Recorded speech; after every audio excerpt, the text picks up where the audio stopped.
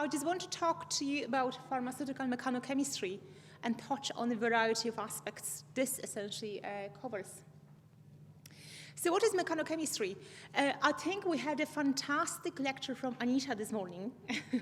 She's sitting there actually, on the variety of different processes and green, more sustainable approaches to chemical synthesis. She didn't mention mechanochemistry, so I'm going to actually do it now and introduce you to this, actually, to this kind of a topic.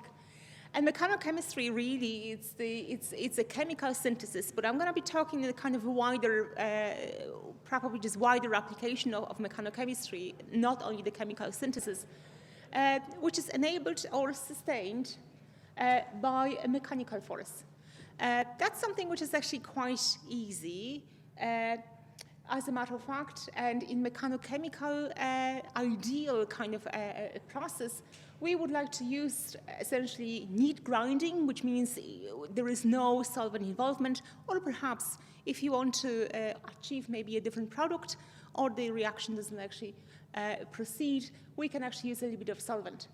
But anyway, in mechanochemistry, we actually use this approach of kind of a high energy levels, which are actually created by different instrumentation. And I will show you what we can actually use for mechanochemistry. But the main thing is activation of surface. This is kind of showed pretty much kind of graphically here.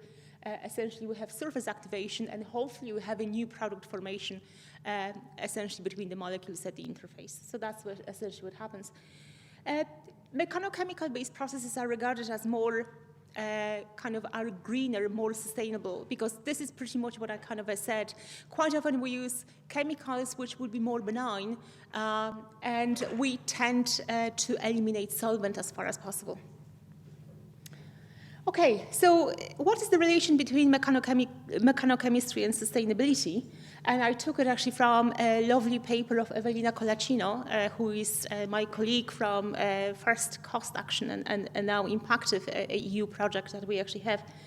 But there is a lot of kind of relation also to the United Nations Sustainable Development Goals. As you can actually see, there is a number of those covered. But when it comes to the 12 principles of green chemistry, mechanochemistry will pretty much can address the waste prevention, atom economy, typically is less hazardous. We have safer chemicals used, safer solvents or no solvents, and also there is energy efficiency overall. Okay, so moving on and a little bit of history behind mechanochemistry. Mechanochemistry is really, really old, okay? So mechanochemistry was really the basis of alchemy, and you can actually see the quicksilver from cinnabar. Is this the first documented mechanochemical reaction? In this case, essentially the cinnabar actually was used and was copper was used as a catalyst in this case, and this is how people kind of got this kind of liquid silver, which was, of course, mercury. There was a fantastic project, which I have to highlight one person, essentially. Matteo Martelli has an ERC grant trying to investigate, really, which is called Alchem East.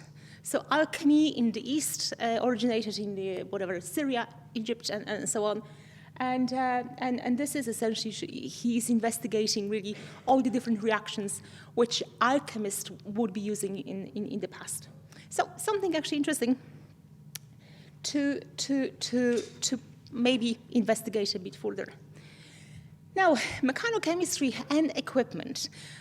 We are not talking about chemical synthesis in solution. So we'll not be using essentially glass containers and so on. We actually use a little bit more sophisticated, for instance, like a hammer. I'm showing you the hammer because mechanochemistry, perhaps you may not realize, but because it's using usually impact, sometimes may not be actually safe. From the point of view of things might be explosive, Okay, so there is something which is a very simple, essentially, test that you would actually take your components and hammer them together and see if they explode. If they don't, you're probably lucky. You can put it actually and scale up essentially to the mill, maybe extruder. But if something blows up in your face, you would like to probably stay away from that. So this is essentially, the hammer is something which is very, I would say, important aspect when we try essentially safety of the process. But you can have mechanochemistry on a different scale. You can have on a milligram scale, you can have, well, this is probably showing you extruder, which sometimes could be actually used for a scale up on a kilogram scale. But if you think about equipment which at the moment is available, for instance, in the cement industry, where you can put tons per hour, that's the throughput, we definitely can scale up mechanochemistry if you were thinking about it. I'm kind of showing very briefly, really kind of, quite often in the lab we would actually be using a mill. Mills are different constructions, different and operate in a different way. But also, don't forget about very conventional pharmaceutical equipment available to us, again, on a different scale. And for instance, granulation, whether this is dry or wet granulation, and granulators could also be used for mechanochemical processing. And if you have a lot of imagination, you can use a drill. And this is not something, this is essentially a real equipment. It comes from this real kind of a group, and those people would be using, they have adapted a drill. Don't do it probably at home with your neighbors, but well, you can use it in a garage, but probably not at night, because this is just one example of how a mechanochemistry conducted using a mill could result in the synthesis, for instance, of porphyrin compounds. You can actually see 30 minutes. Well, don't do it at night. The neighbors will not be happy. Okay, so I'm going to jump into something that we call medicinal mechanochemistry. And this is actually taken from a publication of Tane and Frischich here from the Chemical Communication. And it kind of shows you really probably the breadth of what mechanochemistry could be understood as. And it's not only the synthesis of different chemicals, including APIs, but also it could be used for other transformations, and I should be using actually the term mechanotransformations because I like it slightly better. But we also use, for instance, mechanochemistry, mechanotransformations, for instance, for polymer synthesis and perhaps salt co-crystal synthesis. That is also under this medicinal mechanochemistry. We can have different solid state of the compounds, so crystalline amorphous. So think about mechanotransformations in the broader actually term, how we can actually do that.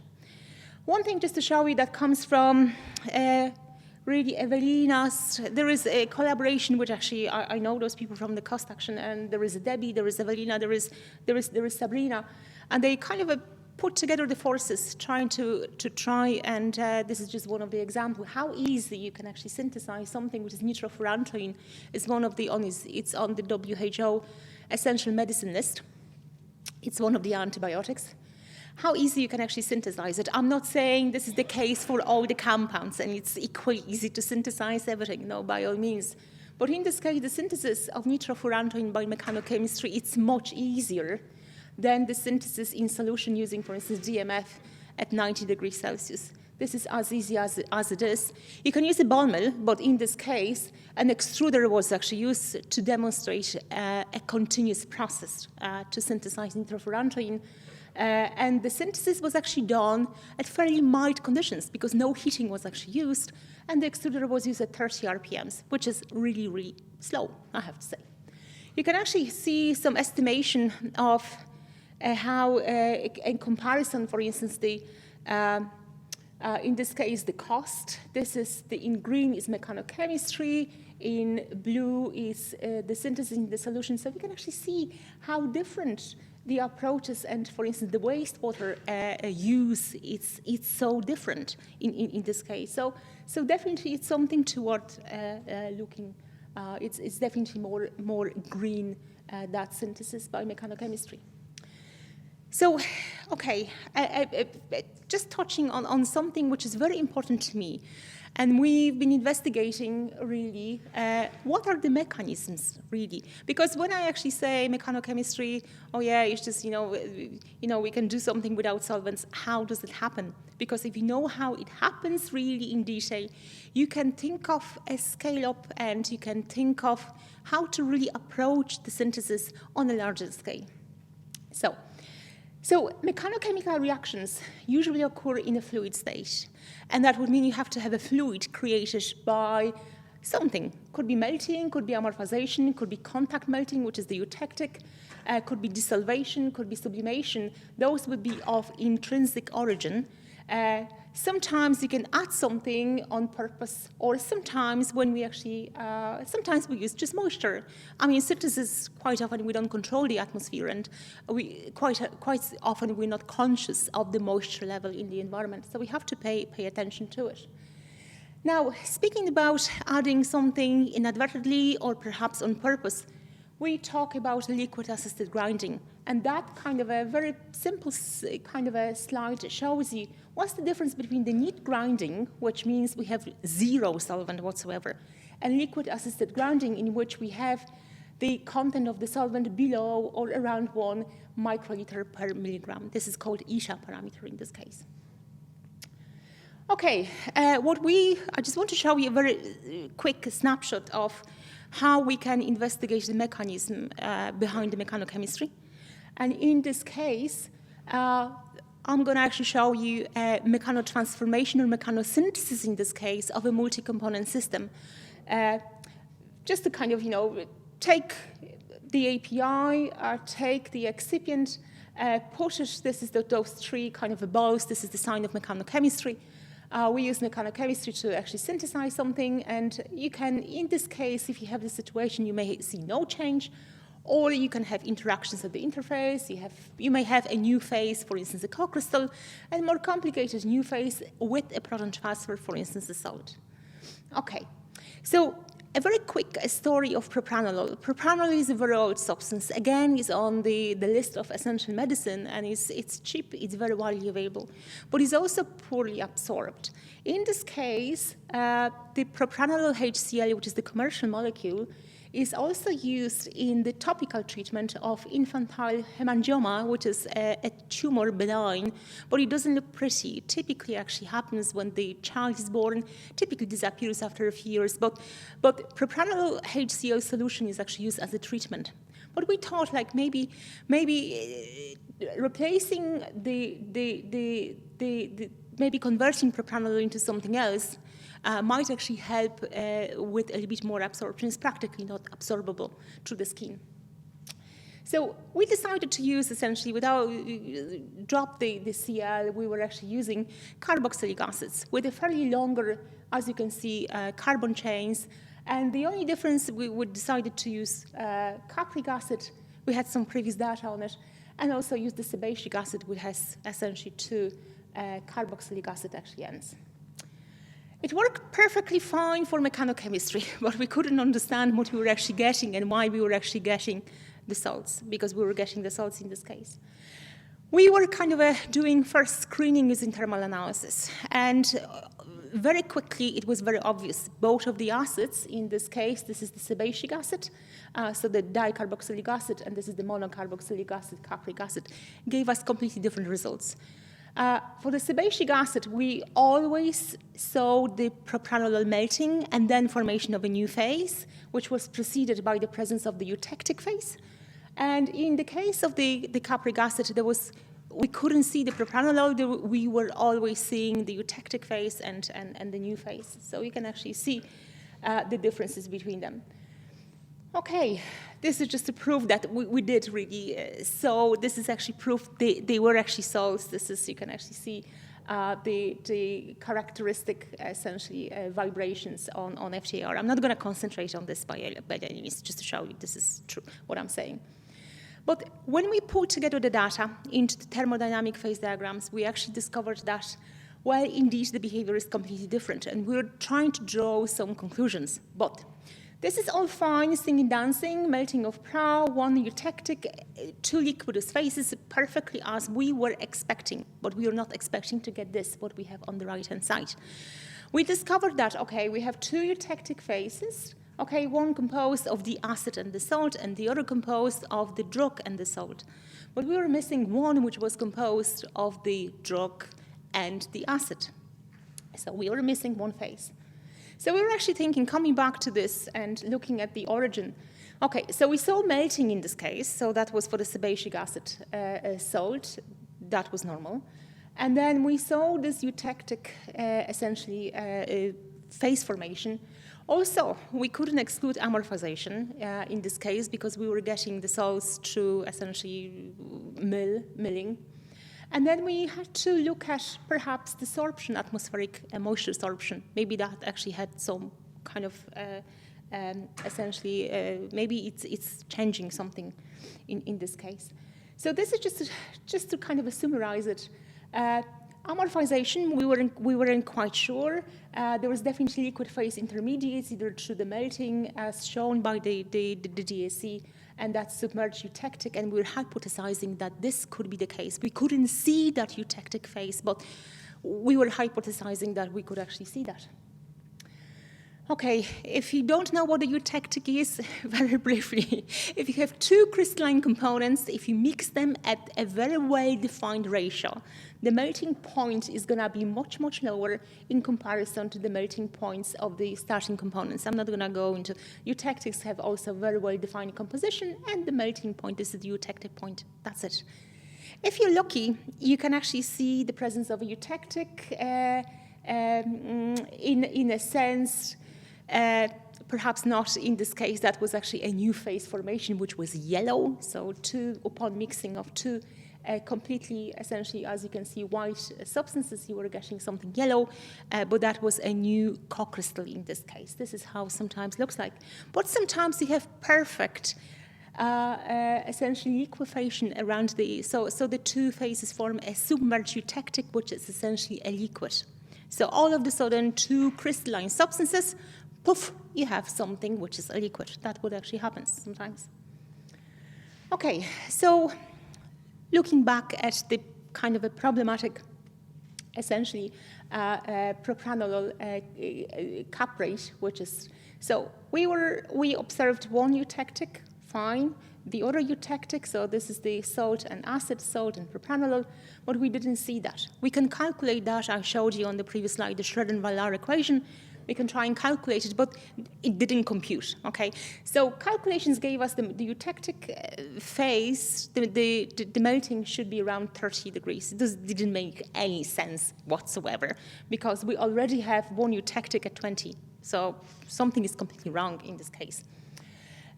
So experimental temperature is lower, and that actually happens if you have a deep eutectic formation because the interactions between components are so strong that they actually suppress crystallization.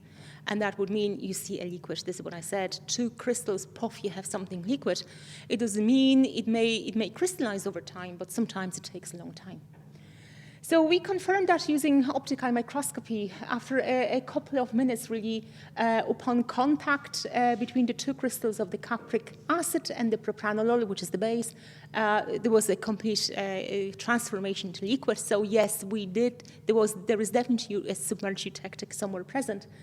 But when you mix things in bulk, then it gets complicated. But anyway, we were actually able to see that when you bring together the powders, obviously there is a lot of air preventing proper contact between the crystals.